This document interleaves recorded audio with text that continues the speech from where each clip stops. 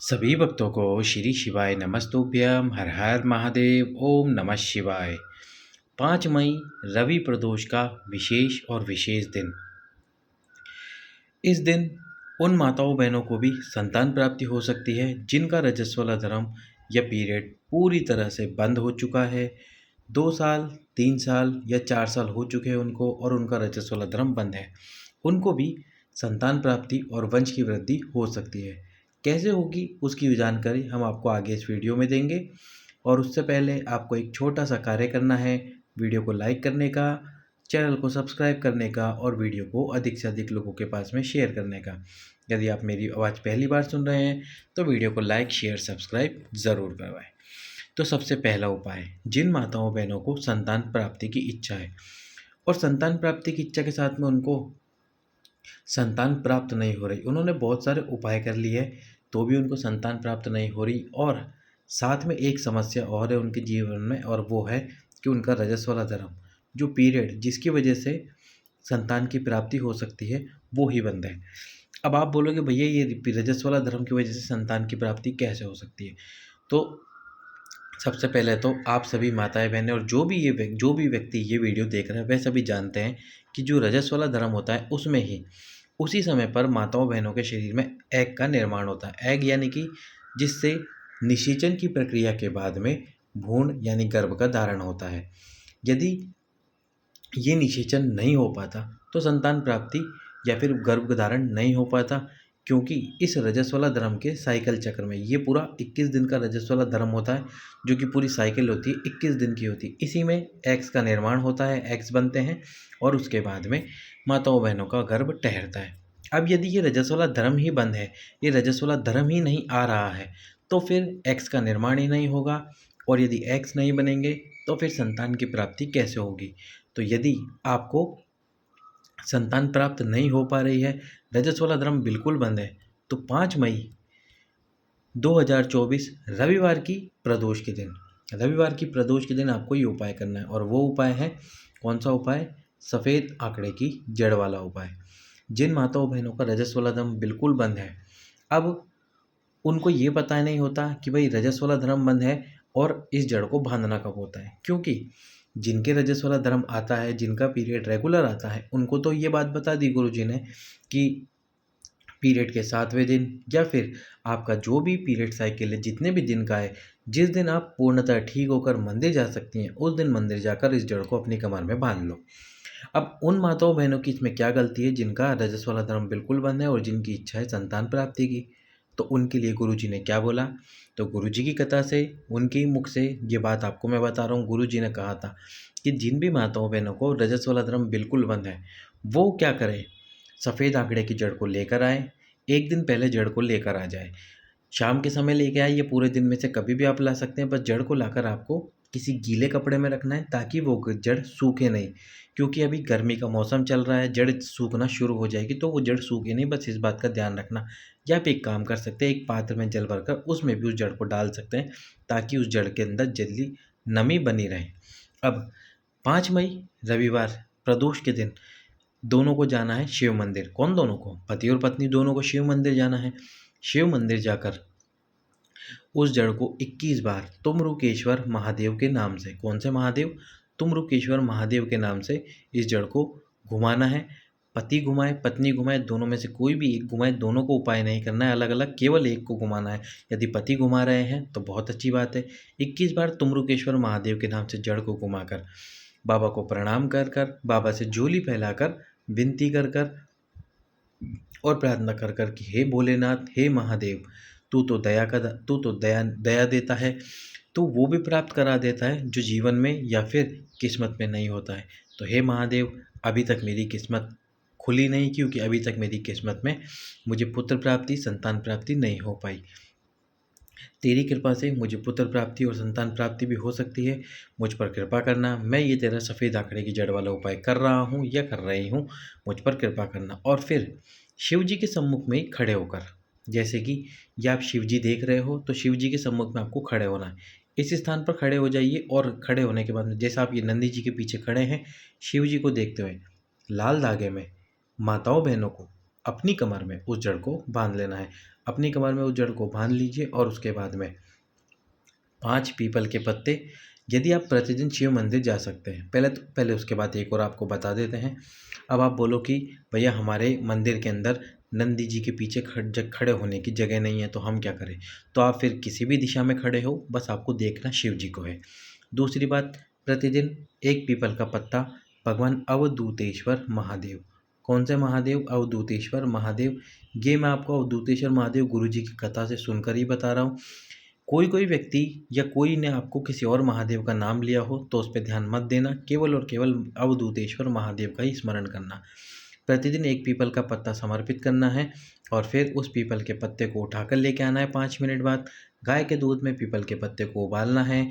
गाय के दूध में से पीपल के पत्ते को निकाल कर रात्रि में पति और पत्नी जब सोते हैं उससे पहले भगवान तुमरुकेश्वर महादेव का स्मरण करते हुए उस गाय के दूध को आपको पी लेना है, जिसमें आपने पत्ता उबाला था, पीपल का पत्ता उबाला था। यदि प्रतिदिन मंदिर नहीं जा सकते हो तो एक साथ 5 पत्ते ले लो पीपल के, और ये पीपल के 5 पत्ते एक साथ एक लेने के बाद में एक एक करके समर्पित करो। हर पीपल के पत्ते पे आपको भगवान अवधूतेश्वर महादेव का नाम लेना है। भगवान अवधूतेश्वर महादेव का नाम लेकर समर्पित करना है।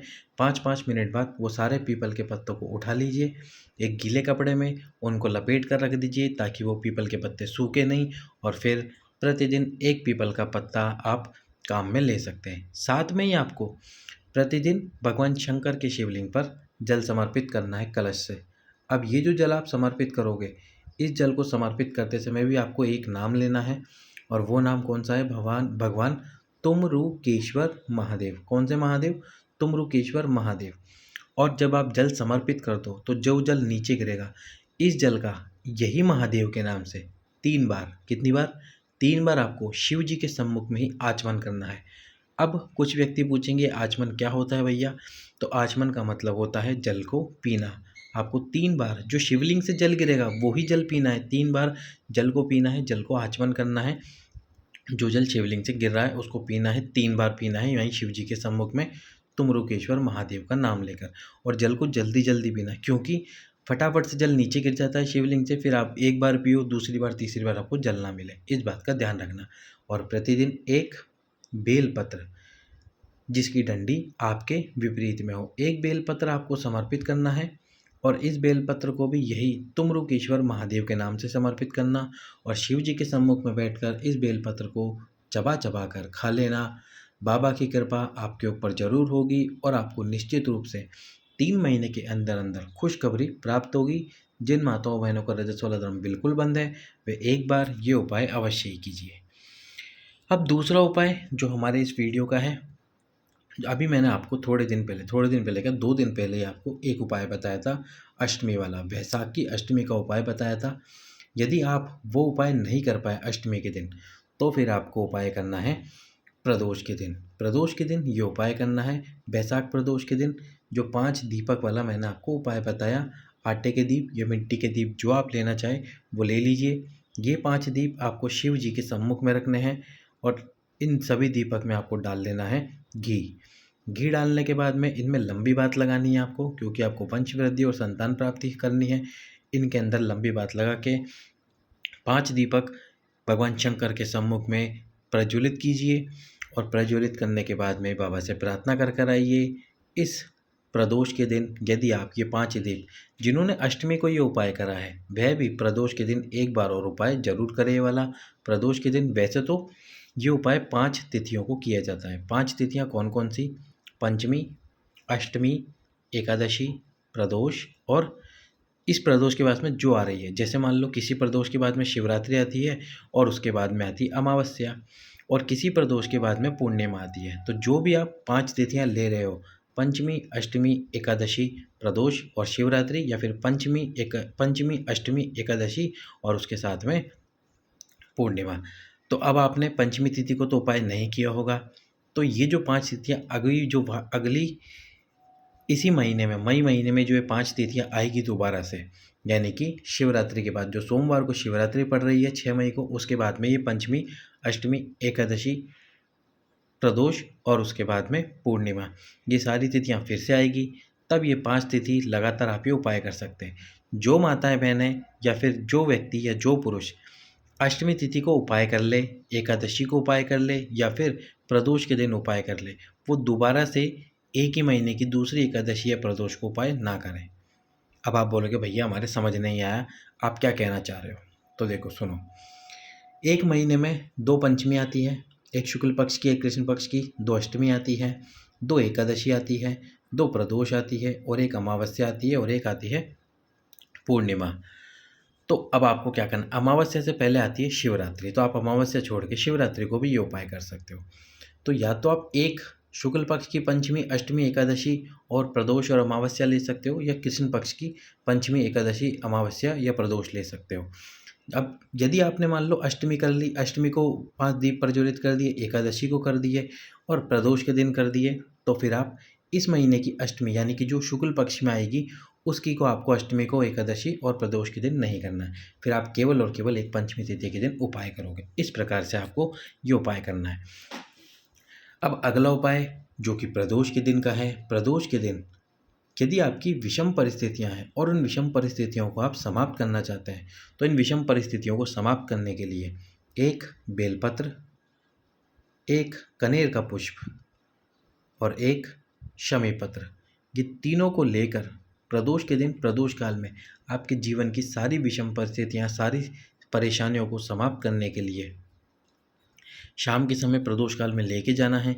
एक एक करके बेलपत्र, कनेर और साथ में शमी पत्र समर्पित कर देना है। केवल एक प्रदोष ये उपाय करना है, आपके जीवन की सारी परेशानियां और जो विषम परिस्थितियां हैं वह पूरी तरह से समाप्त हो जाएगी। अब इस वीडियो का अगला और अंतिम उपाय, जीवन की कैसी भी समस्या हो या जीवन में कैसा भी दुख तकलीफ हो, उसको पूरी तरह से समाप्त करने के लिए 5 प्रदोष केवल और केवल ये उपाय करो। कौन सा उपाय है? जो कि एक कलश लेना है आपको। अब इस कलश के अंदर आपको डालना है एक बेलपत्र।